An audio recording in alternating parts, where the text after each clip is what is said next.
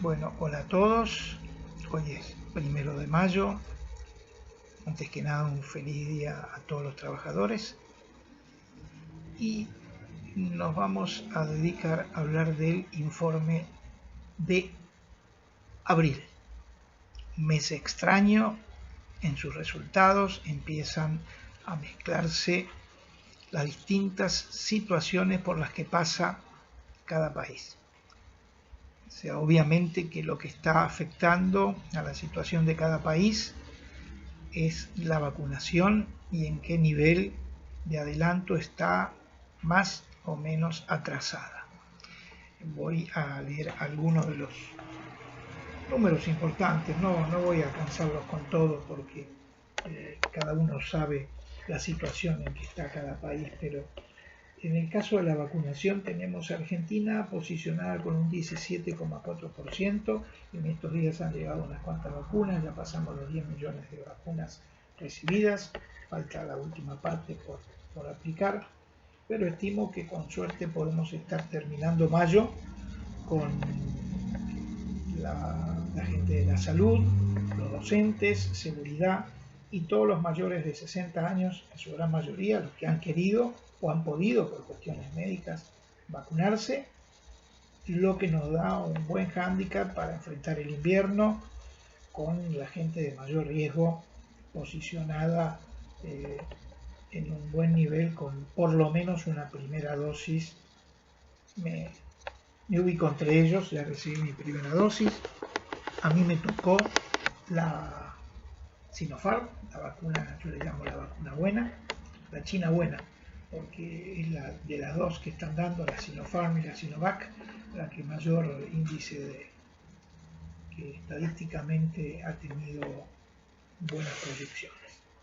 Bueno, decíamos que Argentina está en el 17%, Brasil en un 20%, Chile en un 77%, y así podemos ver, tenemos los países europeos como Inglaterra en cerca de un 70%, lo que es Italia, España por encima del 30%, y después tenemos cosas extrañas. Bueno, Israel lo tenemos en 100%, India en un 11%, a pesar de ser uno de los más grandes fabricantes de vacunas, eso lo vamos a hablar después, de vacunas del mundo. Y después tenemos Estados Unidos, que está muy avanzado su vacunación, anda en el orden del 50%, y tenemos Uruguay con un 52%, Paraguay con 1,46%, algo absolutamente extraño. Y a lo que me quería referir es a lo siguiente.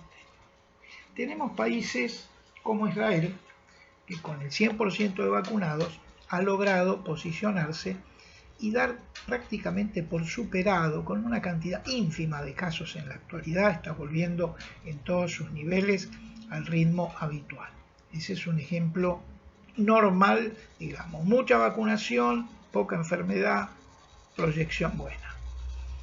Inglaterra se ha posicionado también con un buen porcentaje, alrededor del 70%, y logrando ya estabilizar los casos. Estados Unidos, a pesar que sigue con muchos casos, lo que pasa es que por el volumen de país que es, ha bajado muchísimo la curva y sí está impactando la cantidad de vacunados que tiene.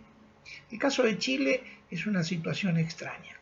Chile tiene un muy buen porcentaje de vacunación, en el orden del 70%, si no me equivoco, pero en los últimos tiempos ha tenido un proceso acumulativo y superador de casos desproporcionado. No sé, la única explicación que le encuentro es que está aplicando la vacuna de menor efectividad del mercado, que es la Sinovac. Entonces se está dando una contraposición de que con mucha vacunación está teniendo muchos casos y llevado proporcionalmente a su población está por encima de Argentina, que Argentina solamente tiene un 17% de vacunados. O sea, Chile es un caso extraño. Otro caso extraño es Uruguay, que tiene un buen porcentaje de vacunación para esa pequeña población que tiene, y habiendo tenido un primer año muy bueno, con bastante control, este último mes se ha descontrolado y está con restricciones severas para poder controlarlo, a pesar de que tiene un buen porcentaje de vacunación. Entonces no se le encuentra la explicación. Lo único es la cercanía con Brasil, con una frontera muy permeable por tierra, con un Brasil que está absolutamente descontrolado, que a pesar que tiene un 20% de población vacunada, está teniendo los peores niveles de casos y fallecimientos en el día. Ya pasó los 400.000 fallecidos, una barbaridad. Y China es un caso, India es un caso extraño, lo que decía. India es el mayor productor de vacunas del mundo y ha estado exportando. Incluso nosotros hemos recibido la versión de ellos, la Covishield, que es la AstraZeneca versión India. Y en el último tiempo está pasando a los 300.000 casos diarios y un descontrol. Entonces como que va a parar un poquito la exportación y va a dedicarse a vacunar más. Tiene solo el 11% de vacunación para ver si puede parar esa curva que, claro, países tan masivos, cuando se dispara de una manera atroz. Todo esto, ¿qué nos hace ver? Los países de Occidente, en este caso Reino Unido, Estados Unidos, que controlan buena parte de la producción de vacunas, prácticamente se han negado a exportar la vacuna y se han dedicado a vacunarse sus propias poblaciones. Eso le ha logrado contener, en cierta forma, la pandemia, pero no han colaborado con el resto del mundo en la distribución de vacunas. Pasa que quería hablar de las patentes. Yo soy un defensor, la OMS incluso lo está proponiendo, que por lo menos mientras dure la pandemia, los grandes laboratorios liberen las patentes para ver si de alguna manera con los países que puedan dedicarse a producir se empareja un poco la distribución. Porque también es lo siguiente, no ganamos nada con que algunos países se inmunicen si el resto de los países del mundo no lo está.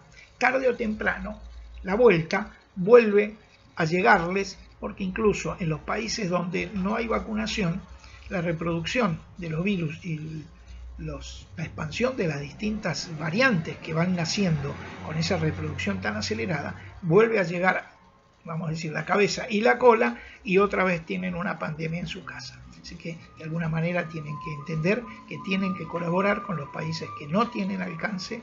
Me llama la atención en Latinoamérica un país como Paraguay, que tampoco es el país más pobre de América, y sin embargo tiene el 1, algo de vacunados, algo impresionantemente malo en comparación al resto. El resto tiene más de 10%. Entonces hay ese tipo de cosas que ha puesto esta pandemia en manifiesto, que es la falta de distribución, la falta de asimetría en las cosas. Entonces volvemos a lo que comenté antes. Es indispensable en el corto plazo, porque esta pandemia llegó para quedarse. Nosotros después de esto tenemos que seguir vacunándonos todos los años.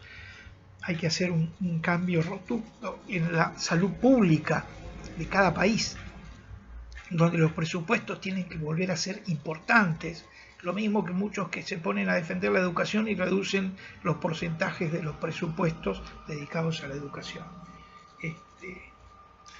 Bueno, esto es un comentario en general y me trae a relación, me llamó la atención el otro día, que la Real Academia Española había aceptado un nuevo término, covidiotas.